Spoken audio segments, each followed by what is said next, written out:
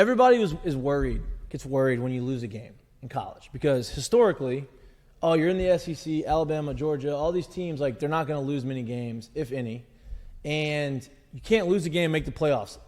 That has been the narrative. Look around the SEC right now.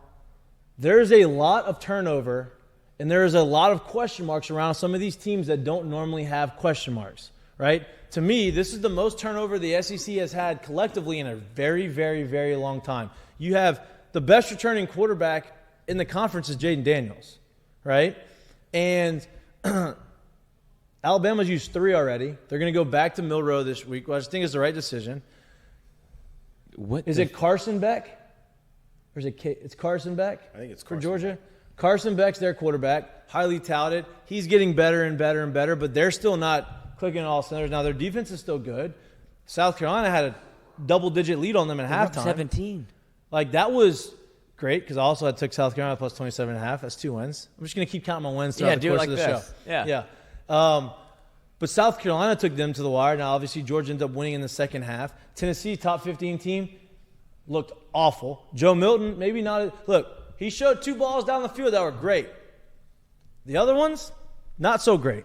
Florida, good fastball, changeup needs work. Yeah, changeup needs a little work. The location needs a little work.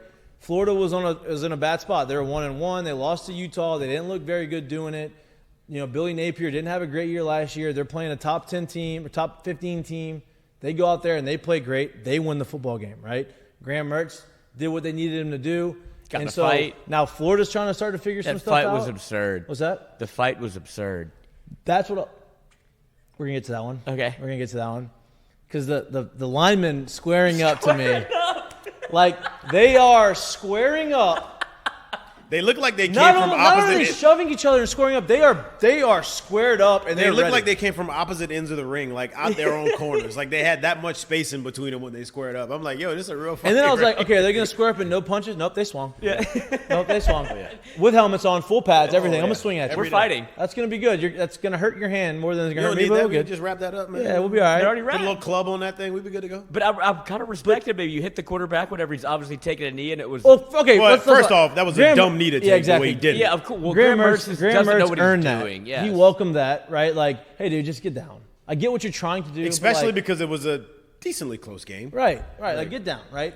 But back to the point, right? Georgia, look, they're still the top team in the country or whatever. They haven't lost, but there's still some question marks there. They're not as dominant. They're going to get better.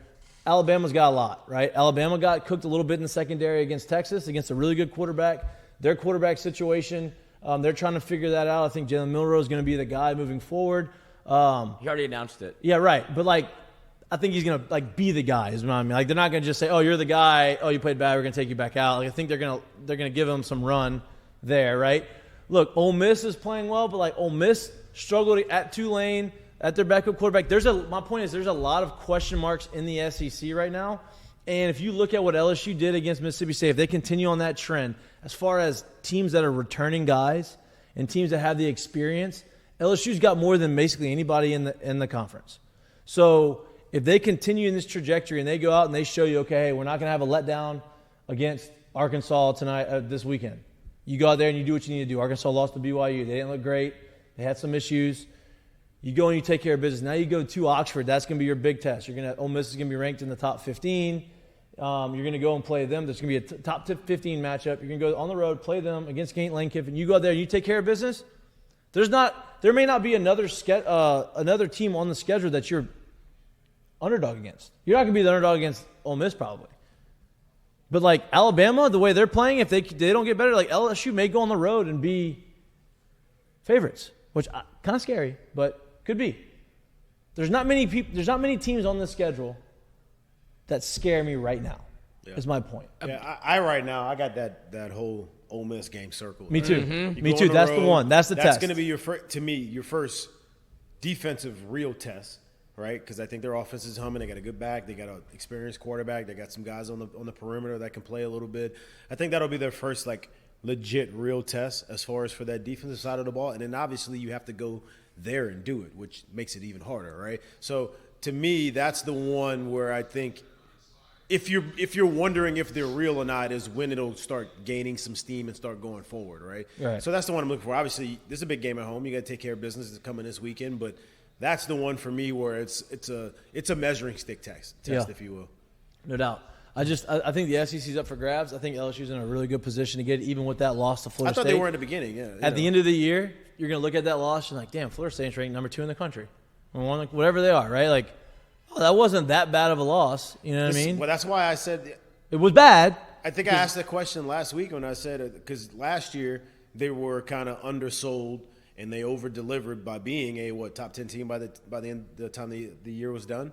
And then this year, even though they were a top 10 team, they're still not getting looked at as like one of those teams. Right. Like you didn't. I don't think people, even though they started the year at 8, I don't think people at the beginning of the year was really saying, "Hey, They weren't sold. look out for Florida State as a playoff team." Right. You'll find out you this were weekend. basically they were still getting undersold to start the year this year as well, right? And don't get me wrong, I'm not taking anything away from what they did. They whipped LSU's ass game 1, right? But it's not like you watched them play some scrubs. And I think now as this thing's starting to kind of get into the season a little more, this LSU team starting to figure out who they are, their identity as a team, and how they're going to go forward, you're kind of getting a good idea of what you're going to get.